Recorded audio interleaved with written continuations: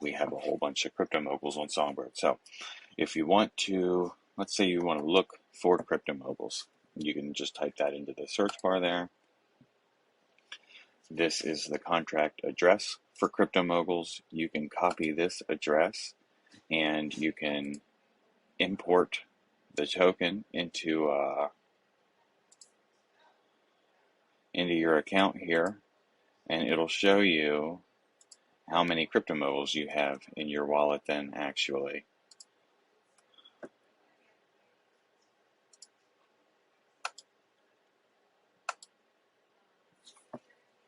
Although I should have more than one. I'm not sure what's up with that. Interesting. But you can see it worked for the Canary Punks. I added the Canary Punks contract, imported that as a token, and it shows how many Canary Punks I hold. You can also click on this contract address and view the code for the contract. You can also go here to the Crypto Moguls contract and you can read things off the contract. If I paste my address into here and query it, you can see it comes back and shows I have 10.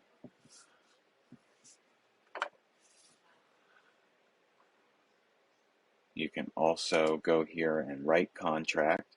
You can actually mint right here from the Chain Explorer if you wanted to. I could put my address here and say that I want to mint one. You can only mint one at a time, and the value would be $4.95. And I can write that function. It'll pop up to sign the transaction. And if I sign this, it'll mint one. You can also, if that pops up and it says, let's do this. I put the wrong amount in there, so this function would fail if you ran it with 490 Songbird, because that's not the right amount. That's not the right mint price. And you can see that it's not able to estimate the gas because there's a certainty that the contract will fail if I try to push this. Or that the transaction would, there's a certainty the transaction would fail if I tried to push that. You can also transfer your NFTs from one wallet to another using the Chain Explorer. I could transfer mine from this address to this address and put the token ID. Let's say I owned a token ID number 109. I could put that in there and I could write it. And it's going to pop up and say that it can't estimate gas because I don't own that token, so therefore I can't send it, of course. If it was one that I owned, I could write that transaction and send it.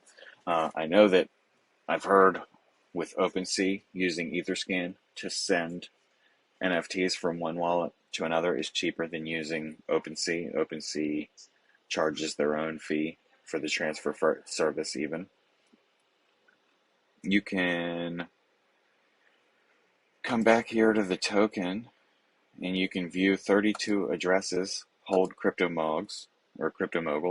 You can see who holds what balance. We got a whale over here holding 74 crypto moguls. Nice.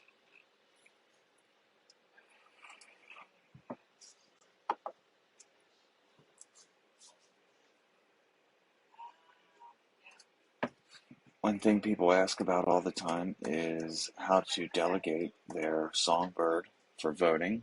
And I like to go to flaremetrics.io first.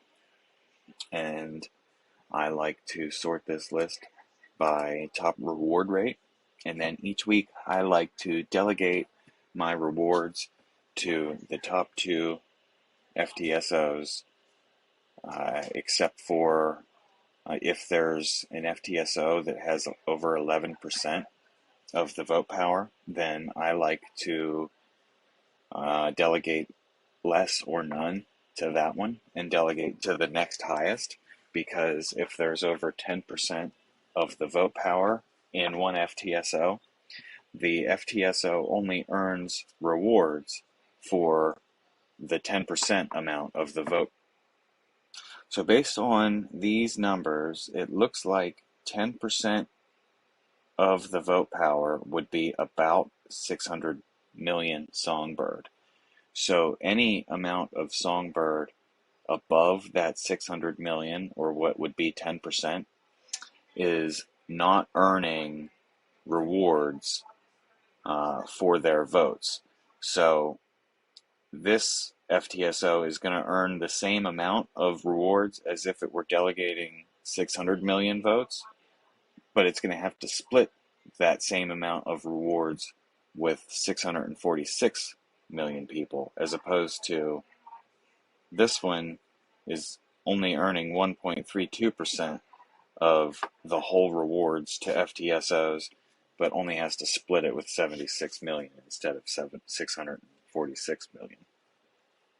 So if we go back, I know I have stuff in Metamask delegated to this one from another account. We can go to the Evolve FTSO website. We can delegate now. We can connect our wallet. It's already connected. You have to wrap your Songbird first. Oh, this is connected to the wallet that I have wrapped already. So you can see I have 88,000 Songbird wrapped, and 100% of it is delegated to Evolve FTSO. If I didn't have what I wanted to wrapped, I could, let's just do it. I'll put 1,000 more. I'm going to go ahead and wrap that. It's going to pop up a transaction to sign. I'm going to sign that. You can delegate up to 2 FTSO providers on Songbird Network at the moment. You can delegate 50-50, 60-40, any percentage amount that you want. Since Alpha Oracle does have a tool, I'm going to go ahead and connect my wallet.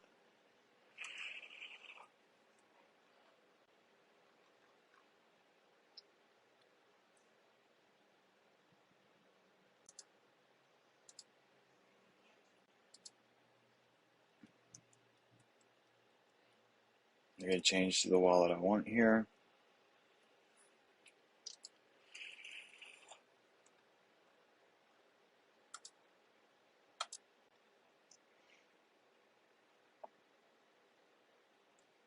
I'm going to refresh because those don't seem to be the right numbers.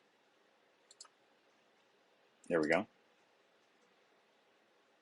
And I already have it all wrapped. I just want to delegate 50%.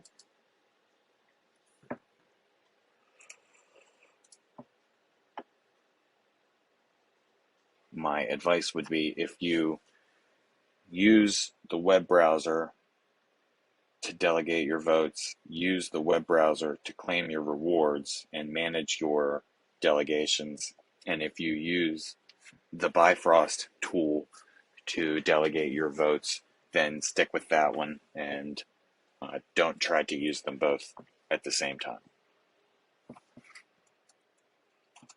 If you want to compound your delegation rewards, then every week all you need to do is claim your available rewards on Saturday when they are available, and then wrap the amount that you want to wrap again, and it'll be automatically included in that percentage that's delegated to the FTSOs.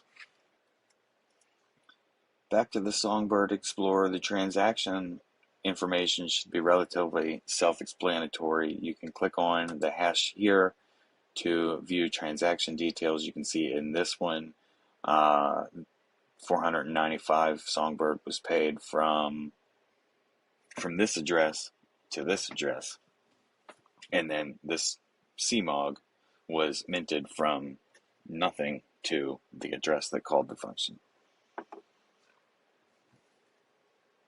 You can click on the token ID and view the metadata. You can see this one's Bright Room. This one's got an Alienware computer.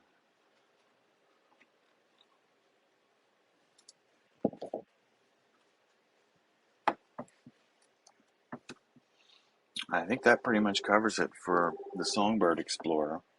The Flare Explorer looks quite similar. This network's currently in observation mode still, so no consumer has Flare at the moment.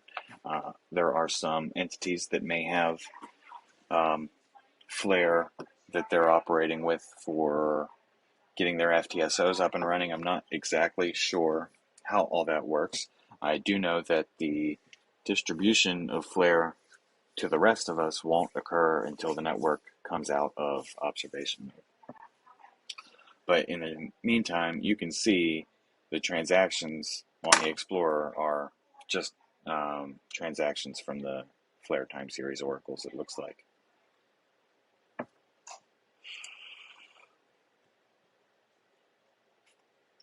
These other chain explorers are quite similar, so I'm not going to go take a lot of time going over them. One neat thing about etherscan is you can, if you are on Ethereum, you can sign up for an Ethereum name service address, and it costs me, oh, I don't know, $60 for 3 years or something like that. And now that I have that name service, I can look up cuvexrp.eth here, and it'll return my wallet address, and I can see all of my transactions here. You can click on the transaction hash just like you can with Songbird Explorer. You can see what I did here was transferred some crypto marks around. It looks like I probably either bought two, or it looks like I bought two.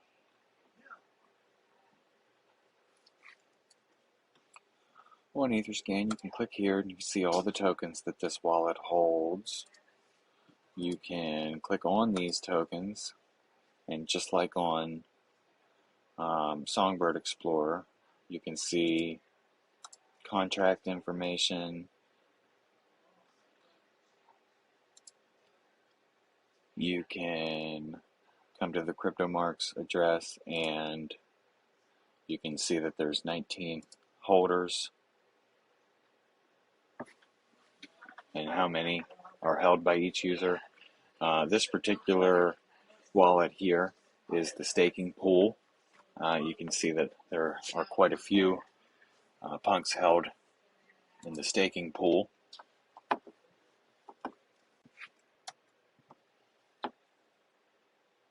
Snowtrace and Binance Smart Chain and Polygon all work essentially the same as the Crypto Mogul, or as the Songbird Explorer. I can take the account that I have here, and this is the same account I was just using on Songbird, and I can paste that account here and turn up the transactions for that account. I can paste that account here. We probably don't hardly have any AVAX transactions. I can paste that account here in Binance Smart Chain. Now you see we have no transactions from this account on Binance Smart Chain. I can paste that into Polygon.